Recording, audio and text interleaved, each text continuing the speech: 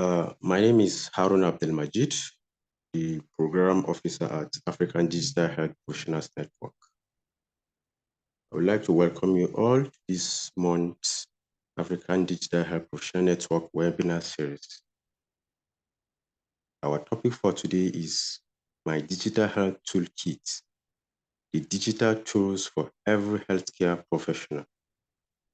Our speaker for today is no other person but Dr. Abel Mesty Mekonnen. But before I continue, I would like to read out a brief professional bio of Dr. Abel. Dr. Abel is a digital health project manager at a co-founder of Social Duty Alliance, a non-for-profit organization that promotes social responsibility and digital literacy. Dr. Abel has worked with various stakeholders, including government agencies, NGOs, private sector, and academic institutions, to design and deliver innovative solutions that address the health challenges of the country. Dr. Abel is also passionate about sharing his knowledge and insights on digital health topics. He runs a weekly LinkedIn newsletter called Digital Health Digest, where he curates and analyzes the latest news, trends, and best practices in the field of digital health. For the next 1 hour, Dr. Abel will be sharing with us the various digital health tools every healthcare professional ought to have in his or her intellectual or resourceful archive. Before I pass the mic to Dr. Abel, I would like to mention that this session is divided into 2 segments: the webinar presentation by the speaker and the question and answer or contribution segment, which will be handled by the president of the network. Sit back and enjoy this intellectual cocktail while it lasts. Hi, Dr. Abel.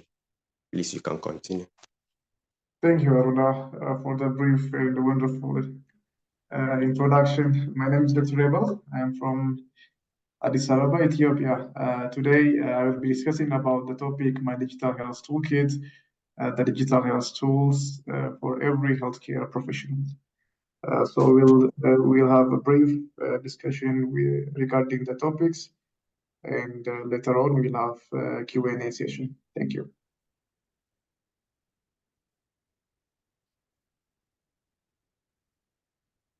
So we have a table of content regarding to the topic. We have the introduction part.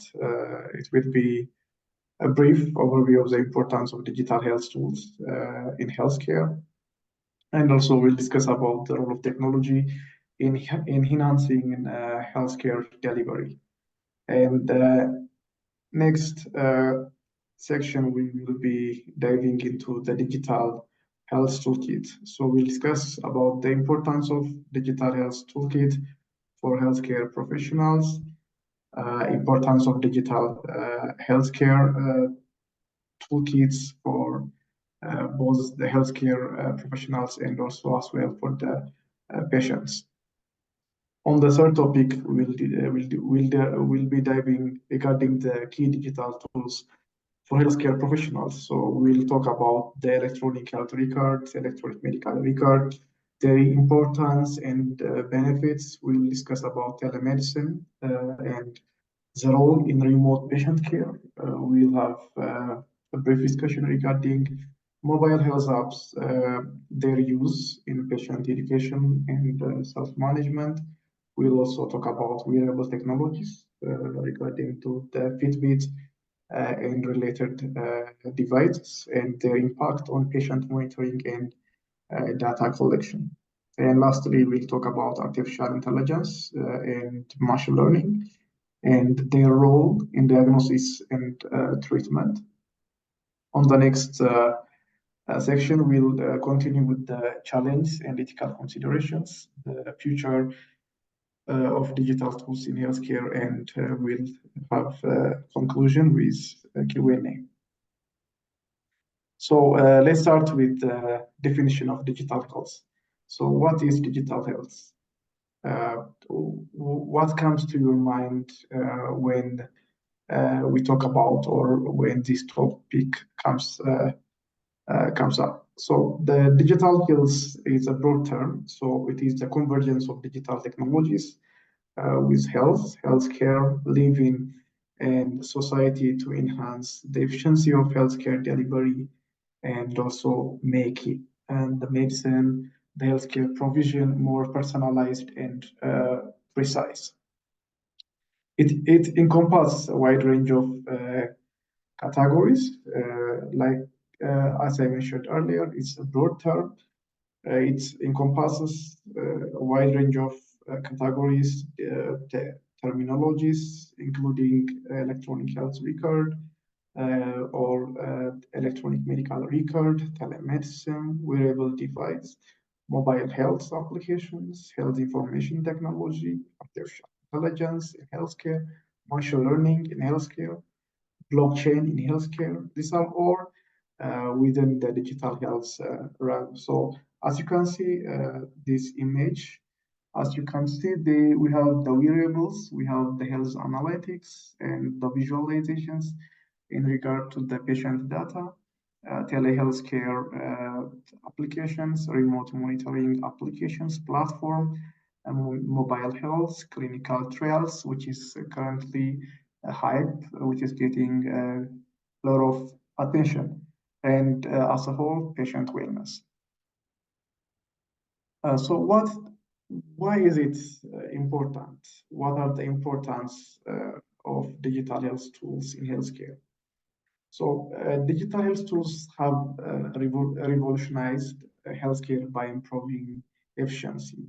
As we can see, it's not that long where we have been developing different digital health tools, digital health softwares that have been improving patients' health outcome, the provision of healthcare service within the facility, and also bringing different benefits to healthcare professionals and patients as a whole. So these tools have made healthcare more accessible, especially in remote areas, and they have streamlined process, saving time and resources. These are some of the areas when it comes to telemedicine and telehealth. Some of the examples I have mentioned earlier, they are electronic health records, electronic medical records, but mostly we use them interchangeably, but they have their own different definitions. So when it comes to electronic health records, it's more of a broad term, and when it comes to when we discuss about the electronic medical records, it's more of facility based digitization of the medical records or patient folder. And we have telemedicine platforms, mobile health applications, wearable devices, and so on. So these tools collect and analyze data, facilitate communication between different healthcare providers, health professionals, and patients. And also they have a benefit in monitoring patient health in real time. So what are the roles of technology enhancing healthcare delivery? So we'll discuss in regards to remote patient monitoring. We'll discuss regarding to predictive analytics, which is getting attention nowadays. And we'll discuss about personalized medicine, precision medicine, and we'll also talk about the patient engagement tools. So as we know, technology plays a crucial role in healthcare delivery by enabling remote patient monitoring. It has also a role in predictive analytics, personalized medicine, and also patient engagement. When we talk about remote patient monitoring, these tools allow healthcare providers to monitor patients outside of conventional clinical settings. So this in turn increases access to care and also decreases healthcare delivery costs. These are really beneficial when it comes to remote areas with limited healthcare delivery. The other one is predictive analytics. So this technology use leverage patients' data to predict patient outcomes. So it really helps when it comes to early intervention and preventive medicine, and also to deploy preventive strategies. So in our continent, we have a lot and huge public health data, public health issues, public health diseases, which are mostly can be prevented with primary preventions and also strengthening the primary healthcare. So these tools will be are most of the time helpful when it comes to preventing preventable infectious disease, and also most of the health burdens within our continent. When we advance, we have the personalized medicine. So this most of these tools tailor medical treatment to individual characteristics of each patient. So they have benefits in improving treatment efficacy and also reducing side effects. So sorry about that. The next one is regarding to the patient engagement tools.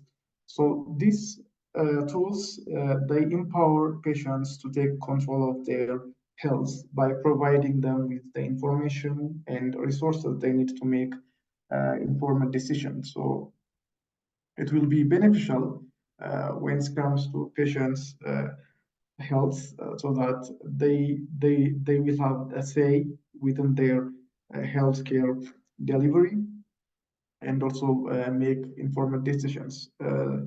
Some of the examples currently are those that are being deployed in different parts of the country, is a personal health record.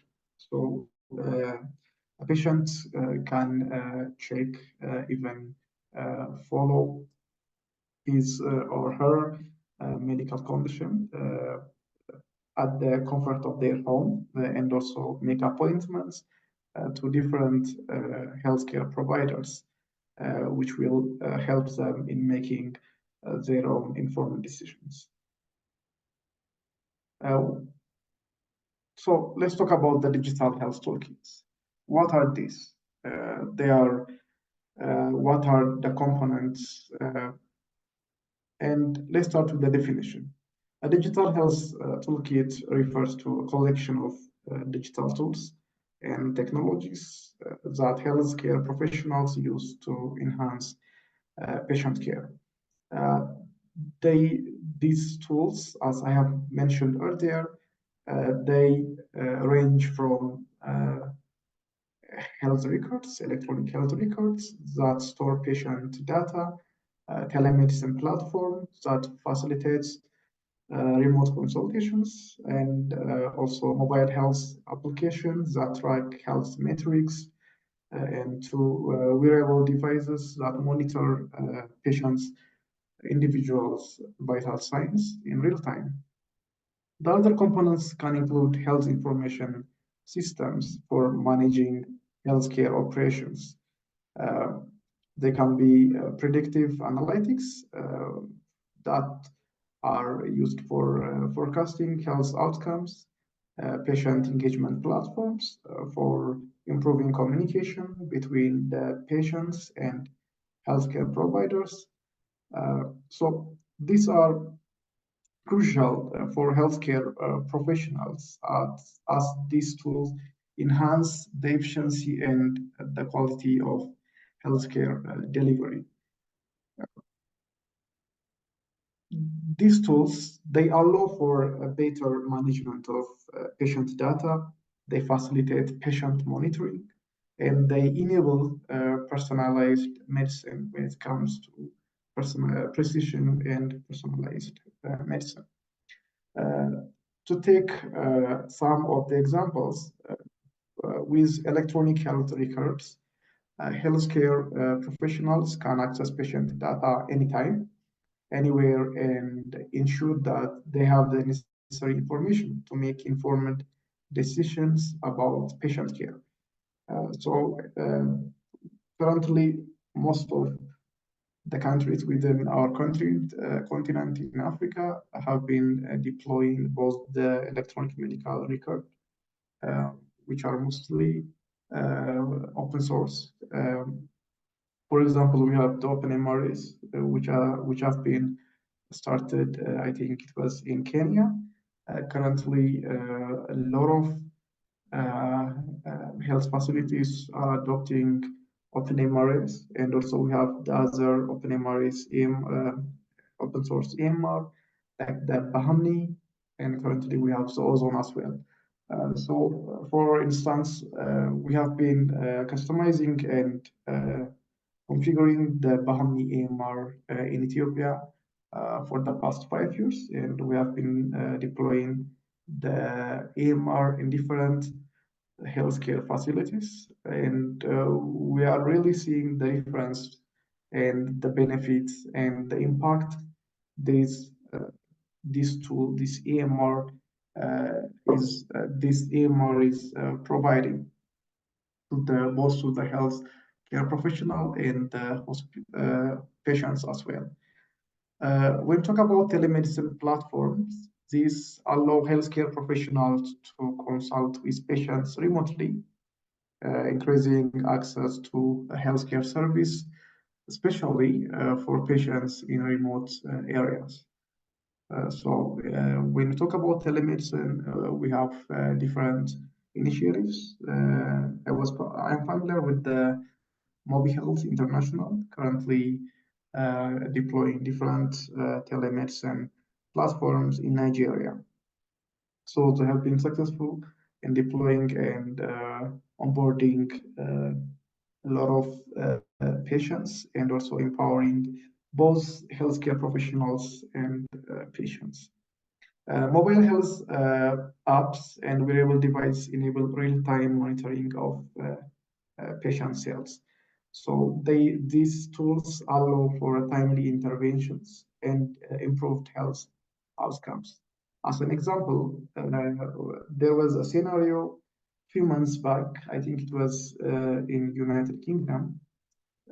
So there was a patient who was on chronic follow-up for cardiac, and during the night, he was wearing the Fitbit, and the Fitbit detected that there was abnormal heart rate or pulse rate. So this triggered and sent an information to the EHR, which was linked to the Fitbit, and the physician who was following this patient was aware of the symptoms and called the patient while he was asleep. And the patient was on the way of having an MI, and they were able to prevent the progress and treat the patient on time. So these are some of the examples, the scenarios that predict and help both the healthcare professional and the patients in having real-time monitoring of the patients. When we talk about the predictive analytics tools, these tools help healthcare professionals to anticipate health issues before they become critical, and they enable preventive care and early interventions. The last one regarding to the patient engagement platforms or tools, these empower patients to take an active role in their healthcare, leading to better health outcomes and patient satisfaction. So, what are these key digital tools for healthcare professionals? The first one is, as I mentioned earlier, electronic health records. These are digital versions of patient health information. They are real-time, patient-centered records that make information available instantly and securely to authorized medical practitioners. The benefits of these tools, they include improved patient care, patient participation, increased improved care coordination, diagnostic.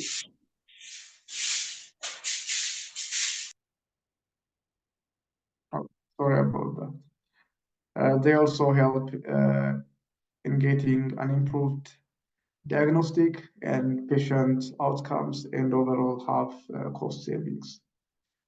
Telemedicine, in their role in remote patient care, this tool, they utilize digital information and communication technologies to manage healthcare when distance separate the participants, meaning both the healthcare provider and the patient. So this tool improves access to medical service that would often not be consistently available in distant rural communities and also in distant areas. It also helps in saving lives in critical care and emergency situations, as these have been evidenced by the repeated case studies that have been published. When we talk about mobile health app, um, they are used in patient education and patient management. We have some examples I will be mentioning later on.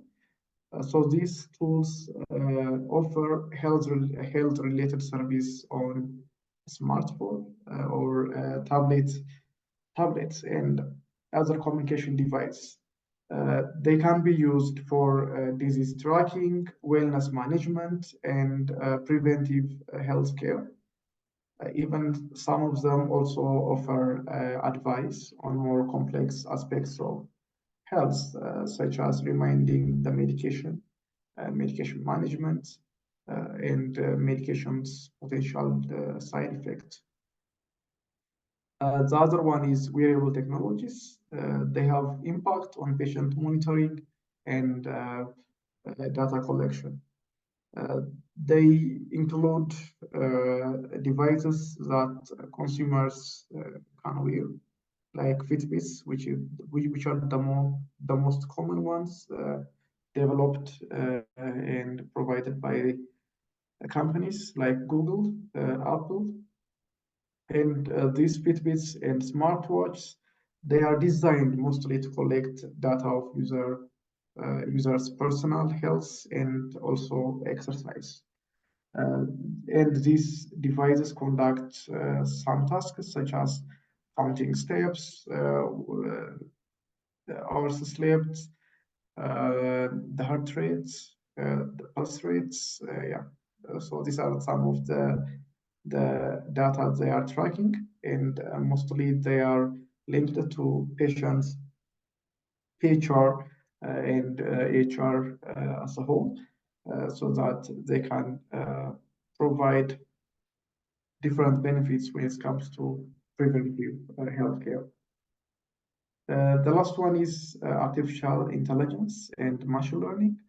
They are currently making a significant impact on healthcare by driving innovations in areas such as precision medicine, drug discovery, and genomics. These algorithms can mine medical records for information, design treatment plan, and create drugs way faster than any current acting human could do. That's the future, actually. And some companies have started utilizing AIs and integrating these algorithms with their AMR in providing clinical decision support. So currently, AI is mostly advocated for decision support within the healthcare while utilizing these digital tools. So these are some of the case studies when it comes to digital health tools. So there are some testimonies, some work that have been provided. As you can see through the image. So one of the examples is when it comes to electronic health records, there are some case studies in Ghana. They have mentioned about, they have written about the implementation of these digital tools, and they have published a case study summarizing that these tools have shown significant improvements in patient outcomes. So whether be it decreasing the cost for the health facility, or better patient monitoring and better patient outcome. Electronic health records, AMR, AHR, PHR, these have benefited both the healthcare professional, the patients, and the facility in so many ways. The other one, in regards to there was a study focusing HRs in sub-Saharan Africa, and it has mentioned some of the progress and challenges. To talk about the challenges in regards to infrastructure, digital literacy, and also this connectivity and related issues, but mostly for those who were able to deploy and implement these digital health tools. They have reported so many times and published so many case studies, the impact they have been getting. When we talk about telemedicine, as I have mentioned earlier, it's mostly used in many rural areas. In areas where access to healthcare professionals is limited. And this tool, telemedicine, has been a game changer in such scenarios. For example, in rural India, telemedicine has enabled remote patient monitoring and consultations, reducing the need for patients to travel long distance for medical care.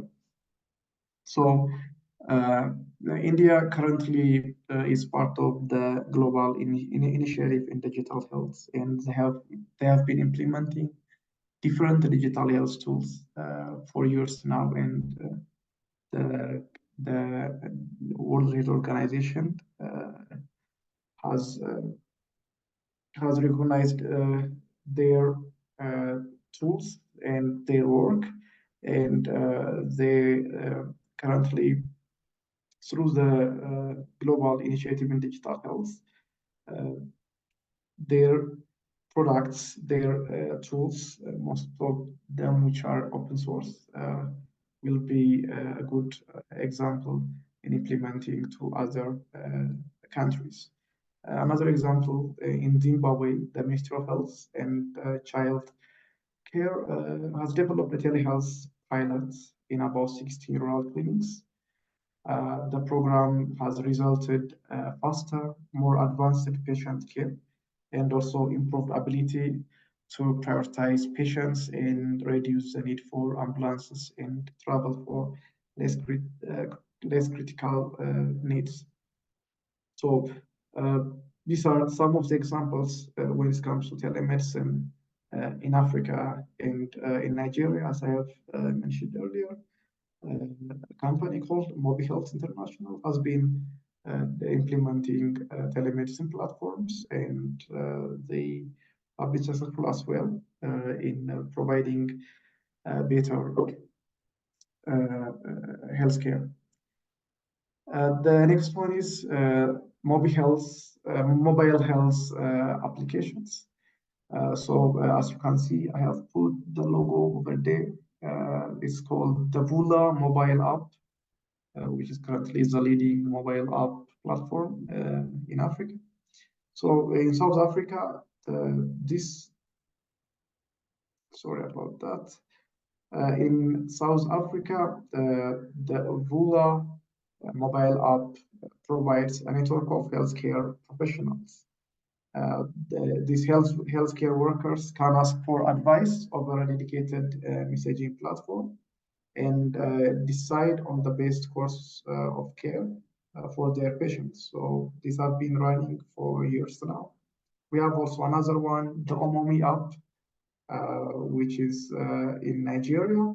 This app enables pregnant women and mothers of under 5 to monitor their children's health. So these are some of the examples which are currently being implemented within our continent. The next one is wearable technology. So these wearable technologies, they are used for patient monitoring. The most common terminology we use, Fitbit, which is a popular wearable device. It has been used in numerous studies to monitor patient activity levels, sleep patterns, and heart rates. So all these monitored data can be used to track patient health and recovery. And this will also personalize treatment plans, which will be beneficial both for the healthcare provider and the patient. One example, in Burkina Faso, this wearable device were used to generate real-world individual level data, and they have been used in rural low-resource context. And they have a publication. I will try to share it later on. The other one is AI. So as you can see here, we have an application which is popular, actually is called Skin Vision. So they have used artificial intelligence and machine learning in detecting different dermatologic cases. So this specific application, which is called Skin Vision, has about more than 1 million users, and they have utilized more than 3.5 million photos. So they have analyzed more than that. And they published that they have found about 27,000 skin cancer cases. So this is very helpful. Just by taking a picture of your skin, you can analyze by using the application whether is it benign, malignant, or is it something else. So these case studies all illustrate the practical applications and benefits of these digital tools in healthcare. They provide valuable insights into how these technologies can be effectively integrated into healthcare practice to improve patient care and outcome. So we have discussed about all these tools. What are the challenges and what are the ethical considerations that we should think about? The first one is data security. So even though we utilize these digital health tools, they often involve the collection and storage of sensitive patient data. And ensuring the security of this data is a significant challenge since breach of this significant data can lead to serious consequences, including identity theft and violation of patient privacy.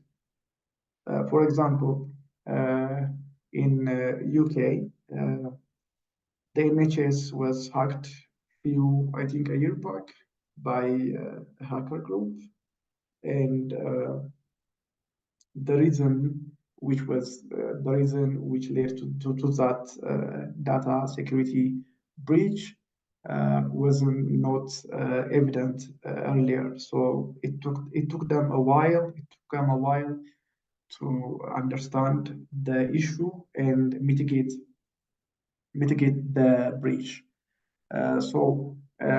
For example,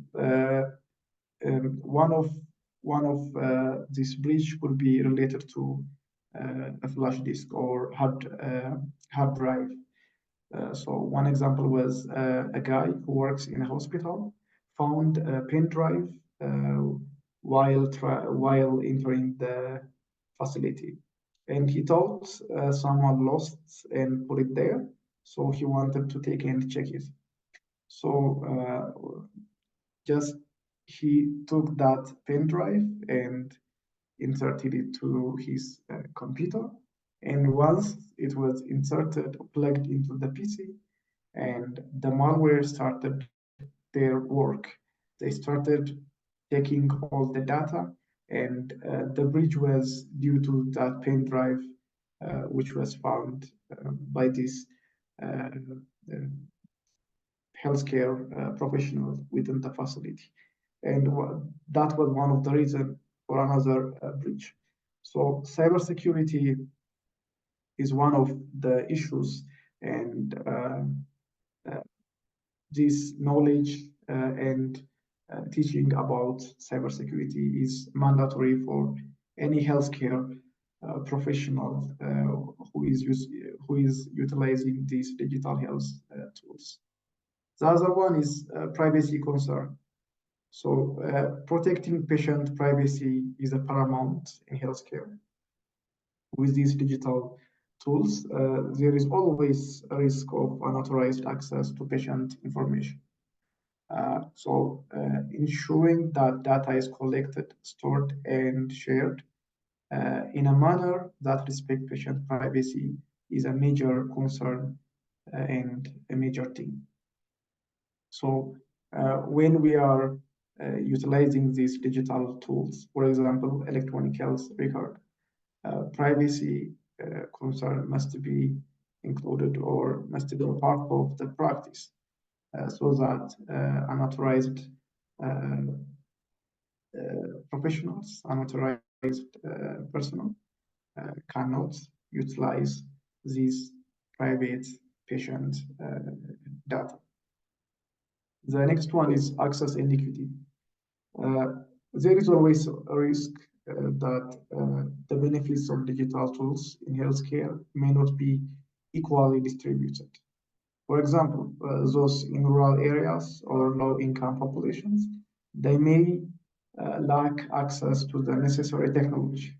So this may lead to disparities in healthcare outcomes. So this should be, this is one of the challenges, and this should be in mind, or this should be included when designing and implementing these tools. The other one is reliability of information. The accuracy of information provided by digital tools, it's crucial.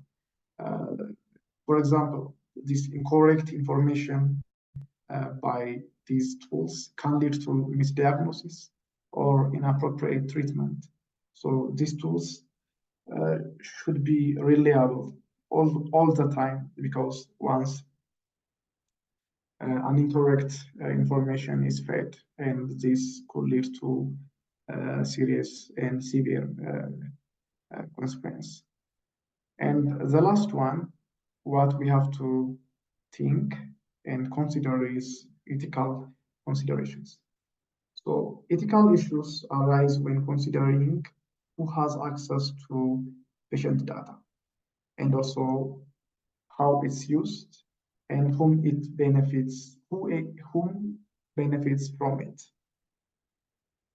Informed consent, transparency about how digital is used, and ensuring that digital tools do not replace the essential human element of healthcare are all important ethical considerations. So this must be considered as this challenge and considerations need to be carefully addressed to ensure the successful and responsible implementation of the digital health tools within the healthcare. What is the future? So this is mentioned or spoken about so many times. So where are we going? What is the future of these digital health tools? So let's start with the AI and machine learning. These tools, the artificial intelligence and machine learning, they are said to revolutionize healthcare by improving diagnostic accuracy, predicting patient outcomes, and personalizing treatment plans, as I have mentioned earlier.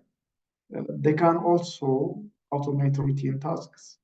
They can free up healthcare professionals to focus on patient care.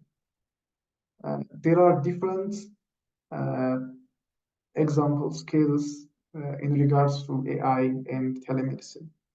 I have mentioned about uh, the dermatology or the skin, but there are so many. For example, we have the teleradiology, which analyzes X-ray, X-ray and CT scan, MRI images, and they can analyze. They can give you diagnosis, tentative diagnosis, and they can even predict some of the information. We have the teleoptometry, which has been implemented by uh, different providers. For example, there was uh, Retinica. There is a company called Retinica in Israel, Jerusalem. So they have developed this model that can provide diagnosis and also predict the eye disease or about 22 of the eye diseases or eye problems. So this software had around 92% of sensitivity and 94% of specificity. And they were able to analyze so many images, and just by taking the picture of an eye using your iPhone, you can have a diagnosis within a few minutes. I mean, it's about a minute, yeah. And the the uh, final outcome and the final product, the analyzed uh, data was impressive, and they have been testing it quite for a while now. The other one is telemedicine. As we know, the COVID-19 pandemic has accelerated the adoption of telemedicine. Uh, this is going to continue most likely, making healthcare more accessible, especially for patients in remote areas and those also with mobility issues. The next one is wearable technology. These devices monitor vital signs and track health metrics. They will play an increasingly important role in preventive healthcare. They provide real-time data to healthcare providers, enabling early intervention and also personalized care, as we are currently seeing. The other one is a new one, which has been coming into image a few years back, the blockchain technology. So the blockchain, yeah, we know about the Bitcoin, the Ethereum, and other cryptocurrencies, but blockchain in healthcare, it can enhance data security for patient privacy, and also interoperability in healthcare. This technology or this digital health tool, it can also streamline administrative process and also reduce healthcare costs. Currently, there are countries in Europe which are currently utilizing blockchain and integrating it with electronic health records in data security and also predictive analytics. So it's more, they are currently working on different interoperable platforms where the back end and the firewall is backed by blockchain technology. The other one is precision medicine. In precision medicine, digital tools will enable more personalized and effective treatments based on patients' genetic makeup. And they can also provide benefits in lifestyle and environment of the patient. So this will help in having a personalized treatment plan, personalized follow-up, and a better patient outcome. The last one is virtual reality and augmented reality. So both VR and AR, they are currently being used and utilized for medical training, as specifically for skill labs. For example, currently some medical schools are utilizing VR and also AR as well when teaching about anatomy. And previously it was difficult to use, so we have to use morgues to dissect patients. During the earlier clinical education. The other one is these tools can also enhance patient experience and outcomes. Virtual reality and augmented reality currently are also utilized in mental health treatment. So different problems when it comes to mental health are being supported by these tools in providing better patient outcomes. As a whole, the future of digital health tools in healthcare is promising, with the potential to improve patient outcomes, enhance healthcare delivery, and also reduce costs related to that. And we have to address the associated challenges and ethical considerations to ensure that these tools are used responsibly and effectively. As a conclusion, we have discussed the evolution of digital tools in healthcare, their current applications, potential future trends.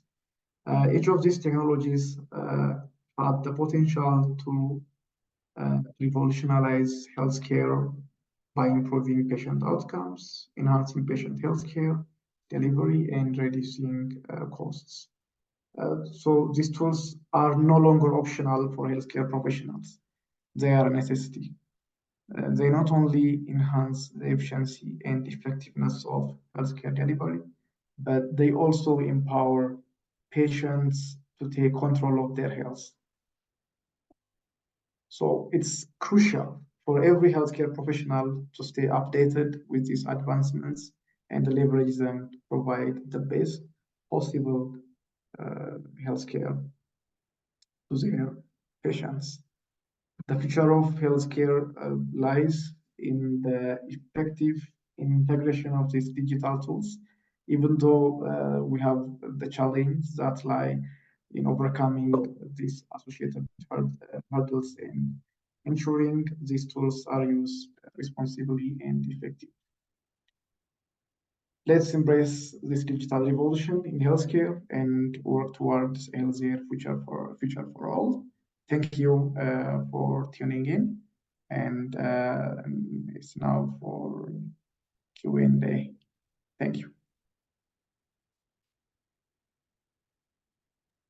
Thank you very much. This has been quite insightful. Can you hear me? Yes, I can hear you. All right. Thank you so much for sharing extensively. I had some questions, prepared to ask you, but you actually have spoken to quite a number of them. But I'll still go ahead and reiterate for the sake of those who have been listening. But we already have a question in the chat box. Anyone who wants to also go ahead and ask their questions should please feel free to unmute or drop your questions in the chat. But I'll go ahead and ask the first one here from Purity. And the question is, which is the main regulatory challenges or requirements that you have come across in the implementation of digital health in the different national regulatory authorities that you have worked with? Okay, thank you. Thank you very much for the question. Okay, one of regulatory challenge we not only me but my team have been facing was related to as you know, most of our countries within the continent in Africa, most of us we don't have that regulatory or this regulation where, for example, if we take the US, we have the HIPAA compliance, which is called the Health Insurance Portability and I think and Accountability Act, which was established years back. It states that any digital tools that have been developed or are going to be implemented by any individual organization, they should pass the HIPAA regulatory criteria. So they have to be compliant with the HIPAA. So there are a lot of criteria within the HIPAA compliance, and every digital health tool should possess or should have these criteria. But when it comes to most of the countries, especially in my country, it was difficult. So the regulatory process it's not well established, and we don't have in most of the countries these regulations in written form or as standard. Apart from that, we have developed some standards when it comes to AHR. We have the AHR standard, we have the digital health blueprint, but the fact that most of our countries do not have these written documents or these regulatory documents, it makes it very difficult to implement some of the digital health tools. Apart from that, most of the time, the challenge within our continent, to mention a few, is related to the leadership and the resources or the infrastructure. So even though some of the countries have a few requirement documents which have been gathered by the implementing organization and also provided from the healthcare providers or healthcare facilities. The infrastructure, be it the servers, be it the backup generator, the connectivity, these are the main hurdles or the main challenge when it comes to implementing these digital health tools. I think that was it. Thank you. Thank you very much for your extensive response. Yeah, someone actually asked don't you think that governance is part of the challenges that digital health implementers face, especially in Africa? And I think it's a very valid question because it's a major concern where, I mean, you already gave an example, right? That some of these standards are not documented, and then of course even implementation, and some blockers that can come in trying to make some of these tools work. Sometimes some stakeholders in government would stand against it. They might not want to implement or even approve some processes to improve and all that. And I mean, I've seen situations where even apart from the global requirements like IPA guidelines and all that, some countries also have some local or regional rules or laws that are especially very stringent. To me, they seem unnecessary a bit. And they're super stringent, especially for maybe private sector implementers of digital health tools. So how do you think, but I'm layering this on the question this person asked, that's Amadou for, that how do you think we can find a way to, get buy-in from people in governance and, work hand in hand to make this more efficient for everyone? Okay, thank you. I was trying to mention that earlier. So, more than the regulation, the most headache when it comes to implementing these tools is the governance and the infrastructure. So, even if we have all the infrastructure, all the requirements at hand, all of them what we need can be provided with different options by engaging with different implementing partners and outsourcing some of them. But if we don't have the right governance, if we don't have the right leadership, this won't work. Even if there is a great push,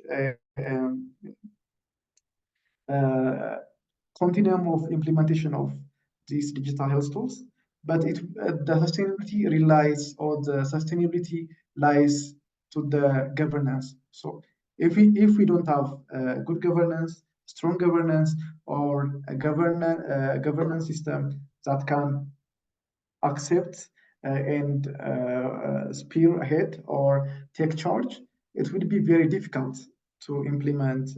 Even though we implement these digital health tools, they won't be sustainable, and it will be difficult to talk about sustainability as well.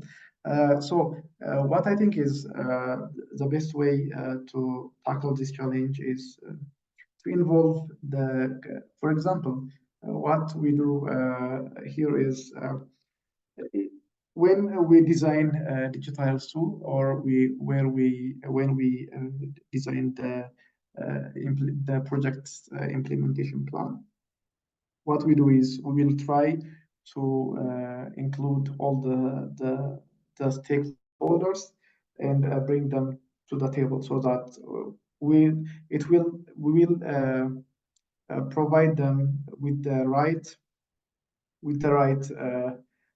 plan, with the right strategy, that they are in charge, and they have to lead it, so that it will be easier. As you know, most of the time in our continent, most of the digital health tools, be it the EMR, the telemedicine, the mobile health applications, mostly they are funded and provided, implemented by donors or implementing partners. The government, most of the time, the governance part, most of the time, doesn't have a say in it. So it will be the product or the implementation will be in favor of the implementing partner or the donor. So it will be difficult for to bring the governance, or to bring the leading body, a governance body, when implementing and making sure that it will be sustainable. During the design thinking, during the milestone development, every deliverable, this should be in accordance with the government's goals. It should be it should be known or considered, or it should be mandatory that the governance body should be involved with every step of the way. Thank you.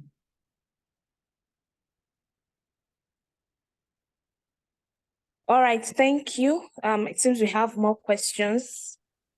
Okay, we do not have any more. So a question from me to you would be that, I mean, we have seen where the future of digital health is going and all that. How best do we then prepare ourselves, right, to position ourselves to take advantage of this? Especially some of the more advanced ones like, blockchain technology. I know it's of course it's already being used in some sectors like finance and even in healthcare actually, right? But for more widespread and effective use, also virtual reality and all that. Because another concern is usually these solutions are good, they are great, potentially, but in implementing them, what about the costs, right? Would it be actually considering maybe the target areas where we want to use them, maybe in remote rural areas? What would that mean, right, in terms of preparing the people who are going to use it, right? The healthcare workers themselves, or the patients themselves, or systems themselves, because the systems are advanced, and of course the costs as well. So how do we prepare ourselves to have a good balance of positioning ourselves to use these tools? Okay, thank you, Esther. It's crucial for every healthcare professional to stay updated with these advancements, and we should leverage them to provide the best possible care to our patients and our community. What we can do is, if so, digital health, most of the digital health tools, most of which are advanced currently, they are here to stay. So we have to adjust ourselves on how we can utilize these tools and how we can understand them. We have been advocating here. They should be these tools, or these interdisciplinary field should be part of the curriculum for every healthcare professional, be it nursing, be it medicine, be it health officers, be it laboratory, radiology. They should be part of the curriculum. So even if it's not advanced education, but there should be an intro or basic knowledge, basic knowledge about the digital health tools, and the digital health field is mandatory. There are a lot of courses out there. You can utilize the Coursera, you can utilize Udemy, you can utilize the LinkedIn, and most of them are. I'll try to share them if possible here. I have been gathering a lot of courses, and I have been posting them on LinkedIn and share most of those resources. So there are a lot of fellowships, different short courses, which can be completed within 3 to 6. And also there are different free courses regarding to digital health. So I would advise each individual each healthcare professional to utilize these resources freely and understand. And there are different opportunities that have been provided by the WHO, by Ministry of Health, different countries' Ministry of Health, and also there are different healthcare events which are specific to digital health. I myself, we as a team, last week we have organized an event on digital health. We have seminars, panel discussions, and also the first of its kind digital health hackathon. So these are all developed, organized to provide awareness and to provide some knowledge base for those who are interested in digital health. So what I advise is be as much as possible hungry, just be hungry for knowledge when it comes to digitalize. There are abundant, I mean, there are a lot of courses, different material resources out there. Utilize them.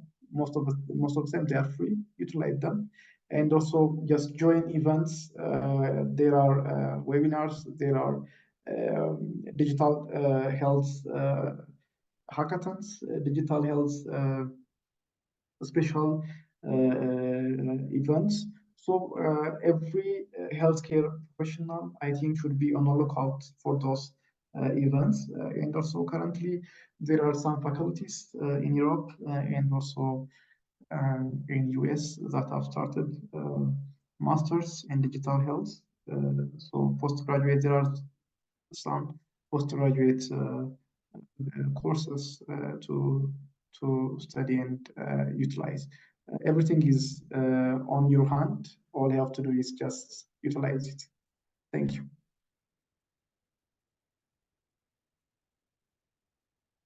Over to you, Esther.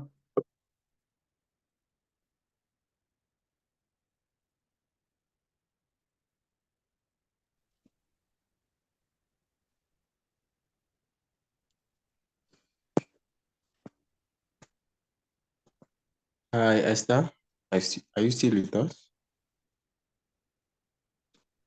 Okay.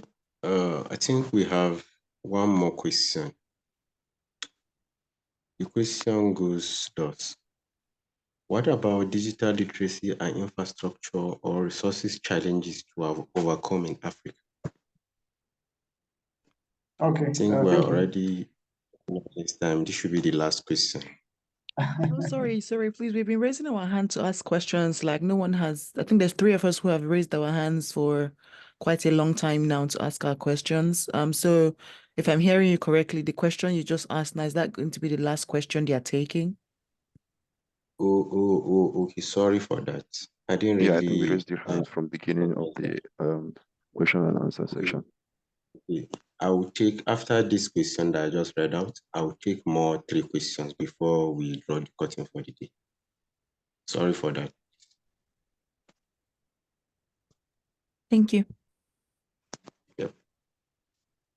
Hi, Abel, you can continue. Okay, so should I answer the first question? So we have. Yeah, you can answer. Okay, so it's by Araga Wimmer.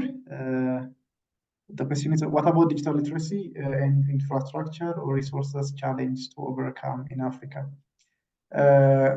So we have different challenges, as I have mentioned earlier. One of it, apart from the governance, is digital literacy. So for the digital literacy, we have been preparing different manuals and guidelines for healthcare providers so that they can utilize them to use and fully equip them with the right skills in utilizing those digital tools that have been implemented within the healthcare facilities. For instance, regarding our project, we have been implementing AMR in different public health facilities. We have piloted it, I think, around 11 health facilities initially. So what we started was we categorized the healthcare providers into in regard to their digital literacy, and we tailored all those manuals and guidelines on that way. So we have different manuals and guidelines for end users. We have a manual for the TOT, not TOT, for troubleshooting, for the source, for the focus in who have a better digital health literacy. We have developed system admin manuals. And also we have provided them with different on-site trainings. But if the healthcare, if the staff or healthcare professionals do not have the willingness or if they don't understand that it's important for them to know these tools, it would be futile to just provide those manuals. So what we did was we continued with the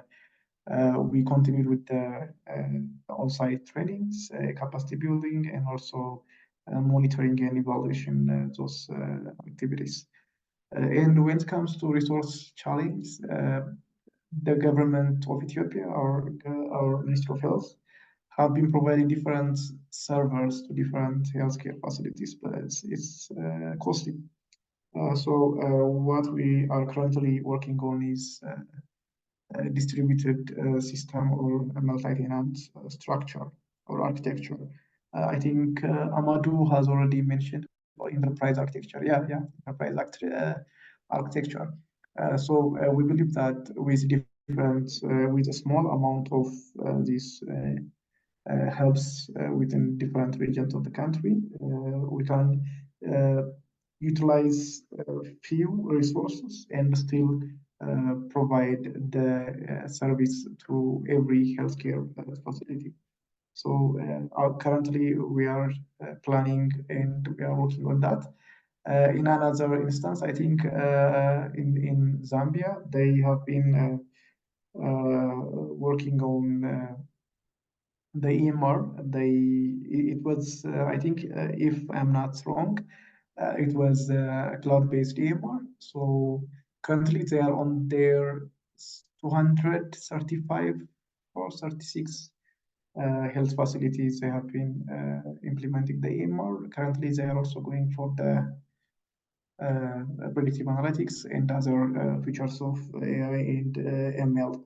So this way, using the cloud infrastructure, they were able to tackle this resource challenge. And so I think these are some of the options. Thank you very much. Okay. Thank you for that elaborate answer, Dr. Abel. We'll now be taking another question from Emma. Please, you can go ahead. Thank you. Thank you so much, Dr. Abel, for this session. Just quickly, the EU has approved the AI Act now. My question is, how do you think that's going to impact the development of digital tech tools on the continent? Because the act, the territorial scope of that act is across, it's going to cover the world. And if you think about like funding, when, some of our African startup founders are looking for funding in Europe, what is the impact of the AI Act? And then do you also think that with the regulations that have come out now, this would maybe reduce the dominance of the global giants and maybe foster some growth of the local alternatives? I don't know what your thoughts are around this subject. I'd be curious to hear. Thank you. Thank you, Emma. That was my question. I think 2 weeks back. I was discussing with the health informatics units lead in African CDC. I asked them somehow the same question. We all know that Africa is not ready for digital health, not for digital health, for AI. Sorry about that. So we're not ready for AI because in regards to the resource, the literacy, and also all those strategies and also regulations or regulatory documents, we're not there yet. And I'm not sure how we are going to go from here, because we are already late with so many digital health tools. For example, when we talk about the EMR, the EHR, the telemedicine, we are not there yet. We have a lot of homework to do. We have different siloed digital health tools in every aspect of the country, even within a given country. There are a lot of siloed digital health products. They are not interoperable. They are not ready for further advancements. So the African CDC has developed a digital health strategy, I think, which was published few months back, maybe 2 or 3 months back, if I'm not wrong.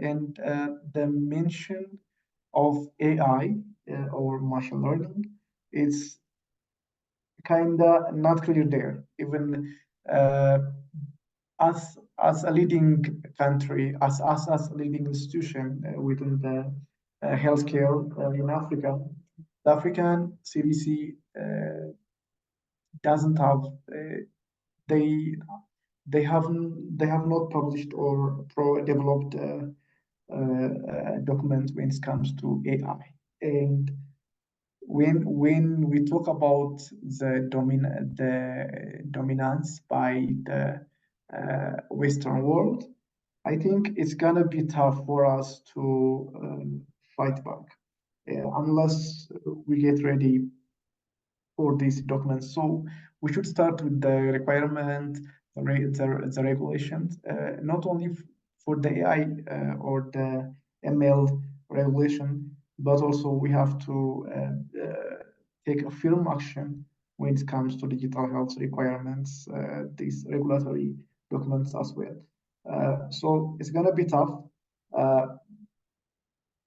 but what we can do is we can start on developing a system, developing those documents, and trying to figure out a way where Africa will fit. I think this is my opinion. Thank you, Emma. Thank you so much. That was really insightful. Thank you.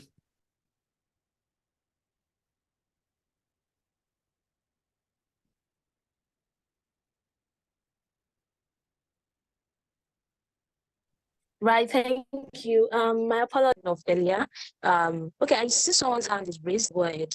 Ibrahim Ismail Nawal. Yeah, thank you. Can you hear me? Yes, I can hear you. All right. So my question is in relation to telemedicine. I'm just thinking, I don't know how you manage the use of PII in telemedicine. I know in some countries, especially in Africa, we still have stigmatization, and people will be afraid to put on their personal information, especially people that are accessing treatment on HIV and AIDS. So I just want to have an understanding of how the PII are being managed on the telemedicine. And secondly, we have people that are accessing drugs in different facilities and different states for one disease area, specifically HIV. And sometimes it becomes difficult to manage and analyze their data. So how do you approach the interoperability of different systems when people go to different facilities to access drugs? Thank you. Thank you, Ibrahim. That was a wonderful question. So the questions in regards to telemedicine and interoperability. So for the telemedicine in regards to our country, we're not there yet. We are doing what we can, but when it comes to telemedicine, I think South Africa, and Nigeria, they are good. There are different providers who have been successful in implementing. When it comes to the culture, the local culture, and knowledge base and literacy, it's what we need is we have to have an advocacy plan. It's not only just going there and deploying or implementing those tools, but we have to have a plan in regards to awareness and also advocacy when it comes to these specific digital health tools. So I know we all get that it's difficult to persuade our community that this is beneficial for you. But it will take time. And if we work in regards to the awareness and advocacy and also empowering our community with the knowledge about these digital health tools, it wouldn't be difficult to implement these tools. It will take time, but we will get there. When it comes to interoperability, what I can comment is we have to have a shared common platform when it comes to interoperability. There are a lot of mediators being developed by different digital health tool providers. And most of the time it's very difficult to align them or to make them interoperable and to get that data flow from both ends. Currently, the Google and other institutions, not organizations, they have developed an interoperable platform. We have also documented that what we call the HL7 and also the FIRE. Currently, the FIRE HL7 is the best interoperability platform that works in most of the digital health tools. Not most, but all. We can say all, except for some obsolete tools. So by using this interoperability platform, there will be, and most of the time, as we have seen, there is a seamless data flow between the digital health tools. So we advocate for those tools. For example, in our country, we have an interoperable platform that the government of Ethiopia recommends. Is called OpenHIM. Most of our mediators, not most, but all of them are based on the OpenHIM interoperability. For example, we have linked the EMR with the pharmaceutical software, which is used for inventory and dispensing inventory and auditing. So we utilized the OpenHIM platform so that they have we have been successful in integrating both the EMR and the pharmaceutical system. Currently, we have been successful in integrating the EMR with the DHIS2. So currently we are on the final phase of testing. We have data and different information that have been sent from the EMR to the DHIS2. And we just utilized the same, having recommended or the recommended or discussed interoperable platform. You can use the OpenHIM, which is part of the OpenHI, but currently the recommended and the advanced one is the FIRE HL7, the HL7 FIRE interoperability platform. So if they can utilize such kind of interoperable platform, it will be easier for seamless transition of data. Thank you.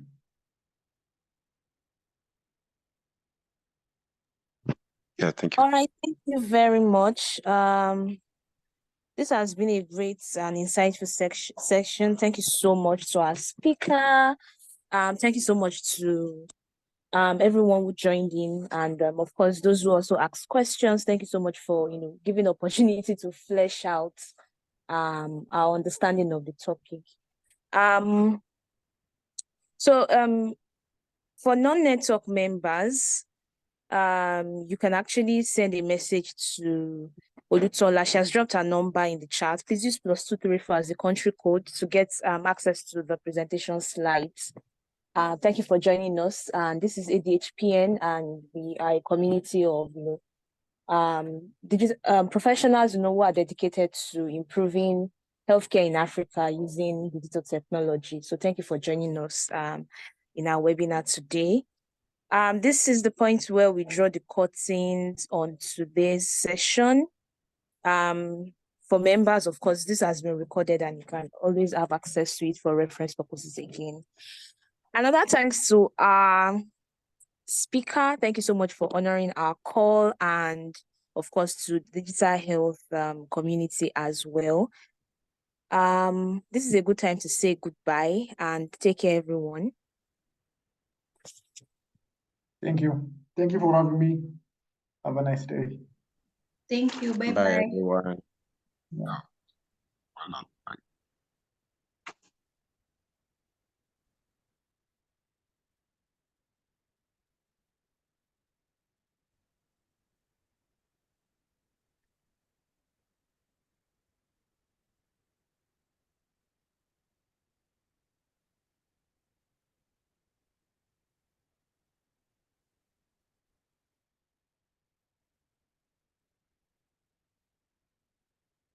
I mean, conclude Africa is not very ready.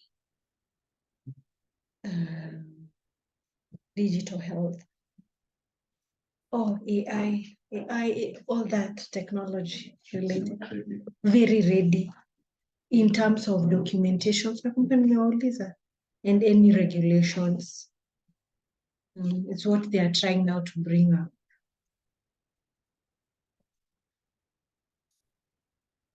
Yes,